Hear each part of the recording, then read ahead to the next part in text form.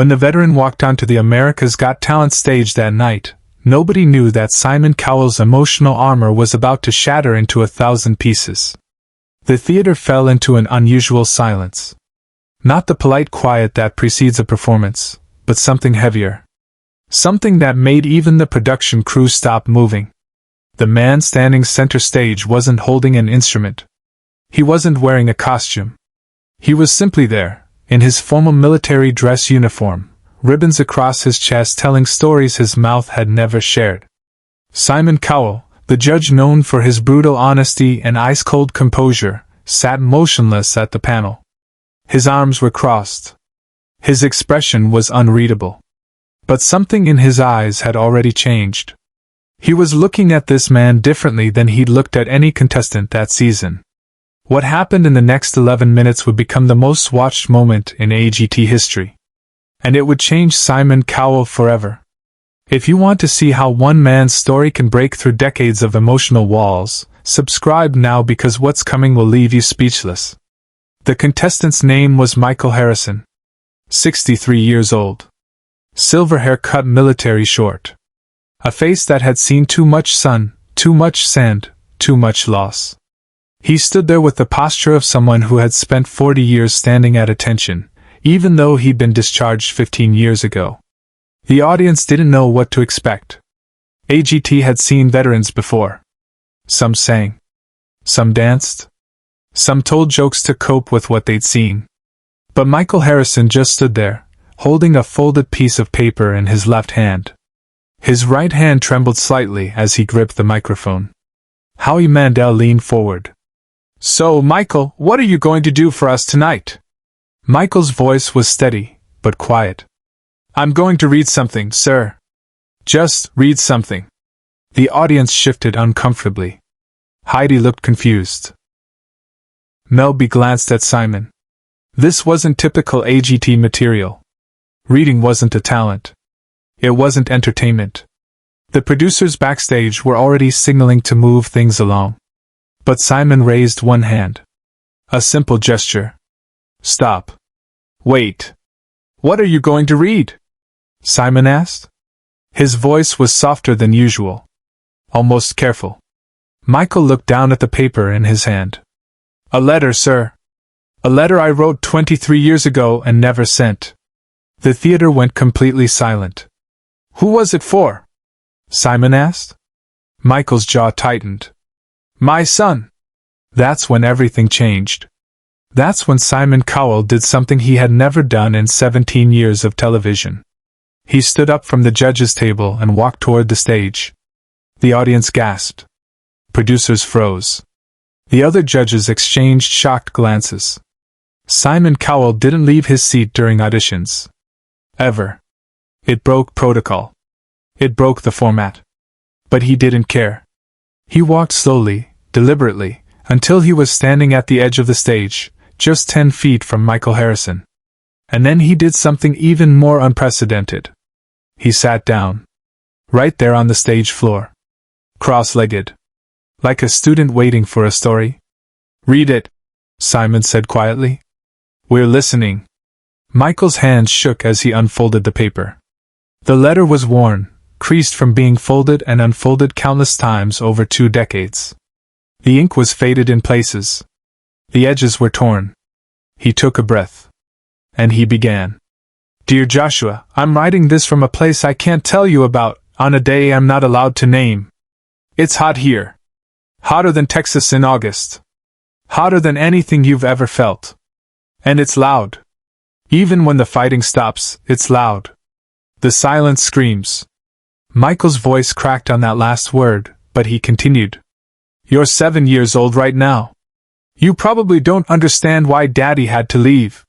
Your mom tries to explain it to you, I know she does. She's stronger than me, Josh. She always has been. She can find the right words. I can't." In the audience, a woman started crying. Then another. Within seconds, tissues were being passed down entire rows. Subscribe and leave a comment, because the most powerful part of this letter is still ahead.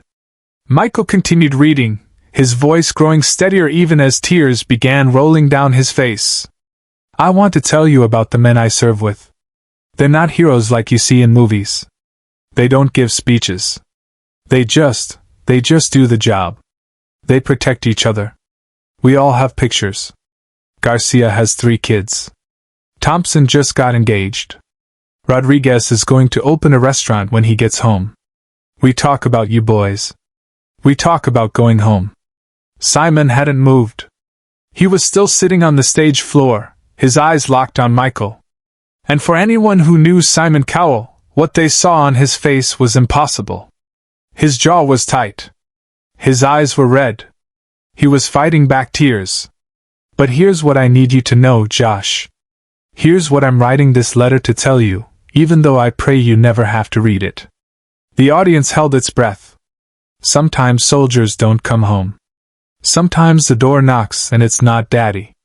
Sometimes your mom has to be strong enough for both of us. And if that happens, if I don't make it back to see you grow up. Michael's voice broke completely. He stopped reading. His shoulders shook. The letter trembled in his hands. The theater was absolutely silent except for the sound of hundreds of people crying. And then Simon Cowell stood up. He walked directly onto the stage. He didn't ask permission. He didn't look at the cameras. He walked straight to Michael Harrison, and he did something that shocked everyone in that theater and everyone watching at home. He hugged him.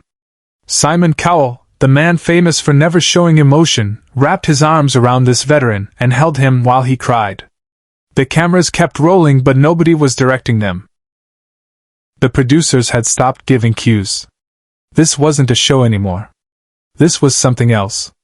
But what happened next, no one in the theater or watching at home could ever forget.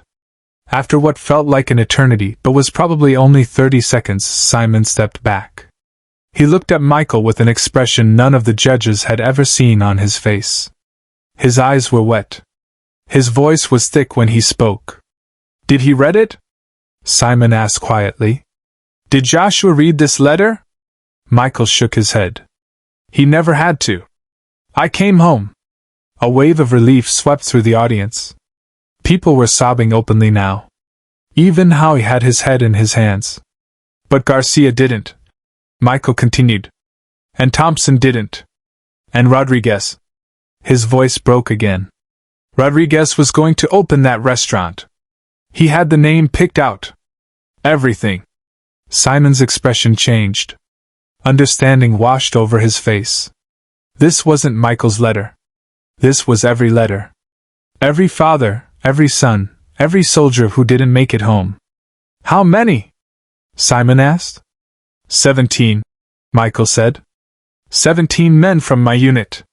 17 letters that had to be delivered. 17 families who heard that knock on the door. The weight of that number hung in the air like smoke. Simon turned to look at the other judges. Then he looked at the audience. Then he looked back at Michael Harrison. "You didn't come here to perform," Simon said. It wasn't a question. "No, sir," Michael replied. "You came here to make sure they're not forgotten." "Yes, sir." Simon nodded slowly.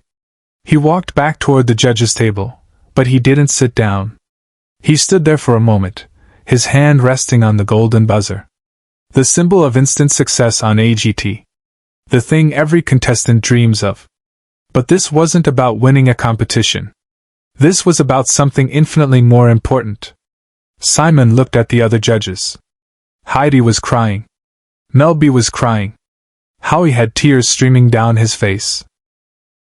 They all understood what was happening. "Michael," Simon said, his voice carrying across the silent theater. "What you did tonight isn't a talent. It's not an act. It's something television can't really contain." Michael nodded. He understood. He was going to be told no. That was okay. He'd accomplished what he came for. "But," Simon continued, "what you represent, what those 17 men represent, what every family who's heard that knock on the door represents, that's bigger than this show. That's bigger than me. That's bigger than anything we do here." He paused. "And I think America needs to hear it." Then Simon Cowell placed his hand on the golden buzzer and pressed down. The stage exploded in golden light. Confetti rained from the ceiling. The audience erupted. They weren't just applauding, they were on their feet, screaming, crying, celebrating. The other judges rushed onto the stage. They surrounded Michael Harrison, this 63-year-old veteran who had simply read a letter. But Simon didn't join them immediately. He stood at the judges' table, watching. And for the first time in his career, he wasn't in control. He was just a man who had been reminded that some things matter more than entertainment. When the confetti settled and the audience finally quieted down, Simon walked back onto the stage. The cameras were still rolling. This had gone 10 minutes over the scheduled time. The producers had stopped trying to control it. Simon stood in front of Michael. "I need to tell you something," he said. "I've pressed that buzzer for singers, dancers, magicians. People with incredible talents. But I've never pressed it for something that mattered this much." Michael nodded, unable to speak. "My father was in the military," Simon continued. Nobody knew this. In 17 years of judging, Simon had never mentioned it. He never talked about it. British Army. He came home different, my mother said. Quieter. Harder to reach. The audience was silent again, hanging on every word. "I spent my whole life wondering what he saw over there. What changed him? He died without ever telling me." Simon's voice cracked. "But tonight, hearing your letter, I think I finally understand. He wasn't keeping secrets from me. He was protecting me from them." Michael reached out and placed his hand on Simon's shoulder. Two men, two generations, two different wars. But the same weight. The same burden. "They protect us even when they're home," Simon said to the audience. "We forget that. I forgot that." He turned back to Michael. "Thank you for reminding me." The audience erupted again. But this time it wasn't celebration. It was recognition. Acknowledgement. Respect. Share and subscribe so this story will never be forgotten. Backstage, after the cameras stopped rolling, Simon stayed with Michael for another hour. They sat in Simon's private room, just talking. No producers. No cameras. Just two people connecting over something that television couldn't manufacture. Michael told him about Joshua, who was now 30 years old, and had just become a father himself. He told him about the 17 families he still visited every year. He told him about the nightmares that still came, and about the therapy that helped, and about the dog that saved his life when things got dark. Simon listened. Really listened. The way he hadn't listened in years. "You changed something tonight," Simon finally said. "Not just for the audience. For me." Michael smiled. "That wasn't the plan, sir." "Plans change," Simon replied. When Michael's episode aired 6 weeks later, it broke every viewing record AGT had ever set. The video went viral within hours. Not because of flashy production or dramatic editing, but because it was real. In a world of manufactured entertainment, authentic emotion cuts through everything. The letter Michael read that night was published in newspapers across the country. Veterans organizations used it in their advocacy work. School children studied it. It became part of the national conversation about service, sacrifice, and the cost of freedom. But for Simon Cowell, the impact was more personal. In interviews after that season, people noticed something different about him. He was still direct, still honest, but there was a softness that hadn't been there before. When contestants told stories about loss or struggle, he listened differently. When someone's performance moved the audience, he didn't hide his own emotion anymore. His fellow judges noticed it too. "That night with the veteran," Howie said in a later interview, "something broke open in Simon. Like he'd been holding something back for years and finally let it go." A year later, Simon established a foundation supporting military families. He didn't announce it. He didn't use it for publicity. Someone from the organization leaked it to the press, and when asked about it, Simon simply said, "Some things need to be done quietly." Michael Harrison never performed on AGT again. He didn't need to. He'd accomplished what he came for, making sure 17 names weren't forgotten. The prize money from the show was donated to a veterans' mental health organization. But he and Simon stayed in touch. Occasional emails. A phone call on Memorial Day. A shared understanding that some moments change you. On the anniversary of that audition, Simon posted something on social media.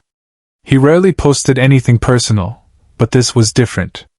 It was a photo of the golden buzzer from that night, confetti still stuck to its edges, which he'd kept on his desk. The caption was simple. Some performances you judge.